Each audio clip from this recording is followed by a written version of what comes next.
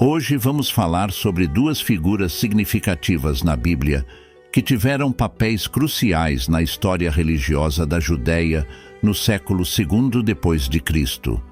Essas duas figuras são Anás e Caifás. Naquela época, a região da Judéia estava sob domínio romano e o Templo de Jerusalém era o centro da vida religiosa e cultural. Anás e Caifás foram os envolvidos no processo que levou à prisão, julgamento, condenação e crucificação de Jesus Cristo. Anás e Caifás se destacaram como líderes proeminentes no mundo judaico.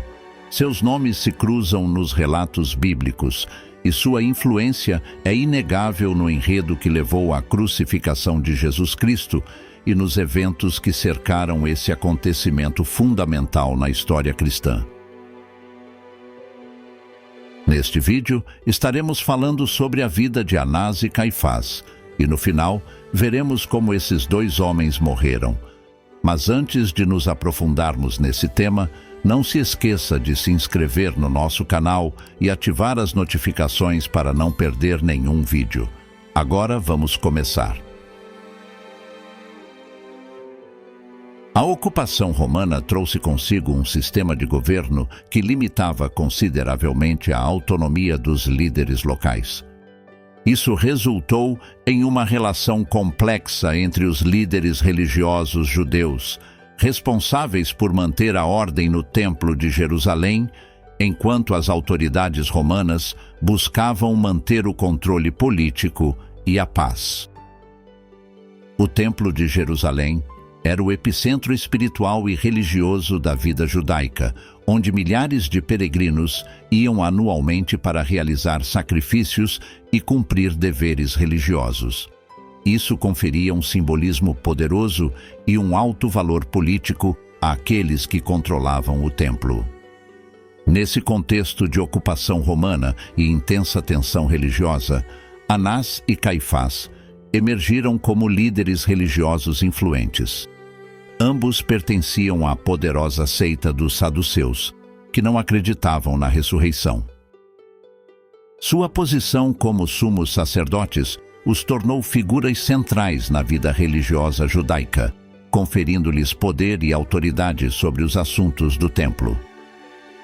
É importante lembrar que a relação entre os líderes religiosos judeus e os romanos era complexa e frequentemente muito tensa. A ocupação romana gerava um constante temor de rebelião e perda de privilégios. Esse contexto fornece o pano de fundo para entender as ações e decisões de Anás e Caifás, especialmente em relação à participação deles na prisão e no julgamento de Jesus. Então, com esse contexto histórico em mente, continuaremos explorando quem eram Anás e Caifás. Anás não ocupou apenas uma vez o cargo de sumo sacerdote, como era comum, mas o fez em várias ocasiões, um fato que destaca seu significado na liderança religiosa judaica daquela época. Sua primeira nomeação ocorreu por volta do ano 6º depois de Cristo, durante o governo de Quirino, o governador da Síria, e ele ocupou o cargo até aproximadamente o ano 15 depois de Cristo. Durante seu tempo como sumo sacerdote, Anás estabeleceu um sistema de nomeações em sua família, garantindo assim continuidade no poder religioso. Seu controle sobre o sumo sacerdócio lhe conferiu um poder considerável no Templo de Jerusalém. Ele era responsável por supervisionar os rituais, a administração dos sacrifícios e a observância das leis religiosas. Essa posição não só o transformou em um líder religioso, mas também em uma figura política-chave, já que o templo era um centro de poder e controle na sociedade judaica. Anás também controlava o imposto do templo e a troca de moedas.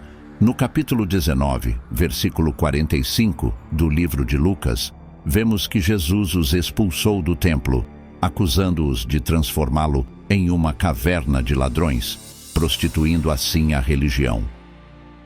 O negócio dos vendedores de animais e dos agiotas no templo era o mais lucrativo da cidade. O Talmud judaico declara que a casa de Anás era rica e sem escrúpulos, junto com os líderes corruptos do sacerdócio, cuja presença manchou o santuário. Acredita-se que esse pesar fosse devido às suas conspirações para planejar perseguições. Por outro lado, Caifás se casou com a filha de Anás. Ambas as famílias eram ricas e pertenciam à aristocracia. Caifás foi nomeado sumo sacerdote por volta do ano 18 depois de Cristo, e sua nomeação marcou um ponto crucial na narrativa bíblica. Assim como seu sogro Anás, ele assumiu um papel de liderança no Templo de Jerusalém e na comunidade judaica em geral. Sua relação com Anás é interessante e significativa. Embora Anás não ocupasse o cargo de sumo sacerdote naquele momento, sua influência ainda era palpável. Ao se casar com a filha de Anás, Caifás tornou-se parte de uma dinastia sacerdotal que mantinha considerável controle sobre assuntos religiosos e políticos na Judéia.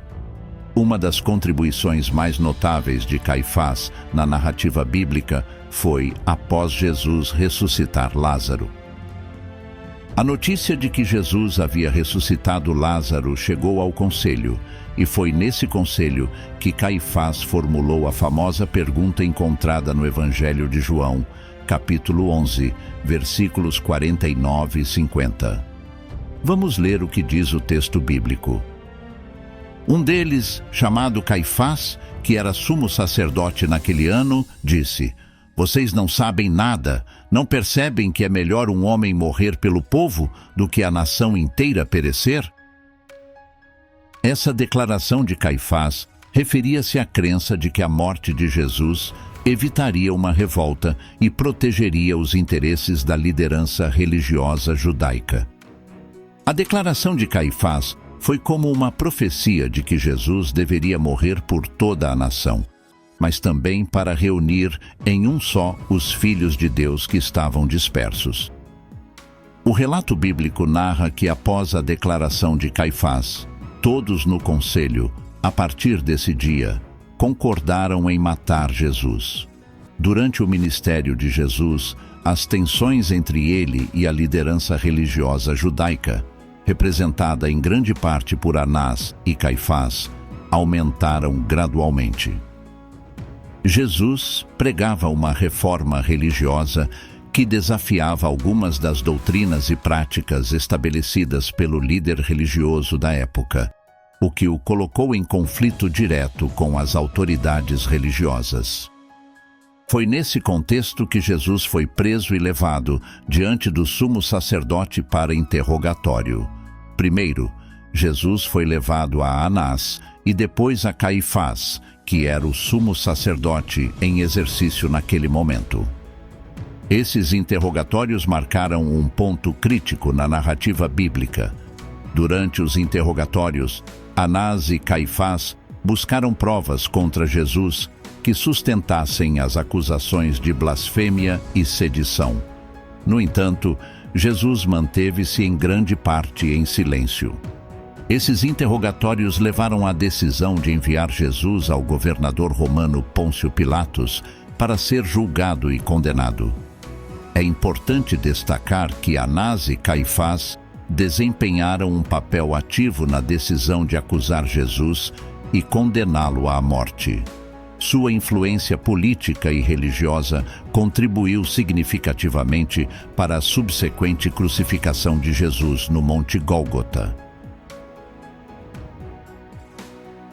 Após a ressurreição de Jesus Cristo, Caifás recusou-se a aceitar as provas de que Jesus havia ressuscitado. Por essa razão, ele aprisionou e tentou matar Pedro e João. Mais tarde, ele participou da morte de Estevão. Caifás também autorizou Saulo a prender qualquer cristão que encontrasse em Damasco. Ele desempenhou um papel importante na perseguição dos seguidores de Jesus, considerando-os uma ameaça para a autoridade religiosa e política da época. No entanto, por volta do ano 36 depois de Cristo, Caifás foi removido do seu cargo por Vitélio, o governador romano da Síria, ao mesmo tempo em que Pilatos também foi removido de seu cargo. Caifás acabou morrendo miseravelmente, assassinado e arrastado durante a tomada de Jerusalém pelos romanos. Durante esse evento, o templo foi destruído, cumprindo a profecia de Jesus. A tumba da família de Caifás foi descoberta em 1990, durante a construção de uma estrada, em uma antiga caverna nas encostas de Jerusalém. Por outro lado, Anás morreu louco, batendo a cabeça contra as paredes depois de perceber que havia contribuído para a morte do Messias. Como uma nota adicional, Matias, neto de Anás e filho de Teófilo, foi nomeado sumo sacerdote por Agripa II em 65 depois de Cristo, substituindo Jesus de Gamala. Ele foi o último sumo sacerdote antes da destruição do templo e de Jerusalém, como Jesus havia profetizado. Todos os escritos dos saduceus foram queimados durante esse evento. Chegamos ao fim de mais um vídeo. Esperamos que essas informações tenham sido uma grande bênção para a sua vida. Queremos fazer uma pergunta muito importante. O que você pensa sobre Anás e Caifás e suas mortes? Deixe sua opinião nos comentários. Com isso, me despeço e nos veremos no próximo vídeo.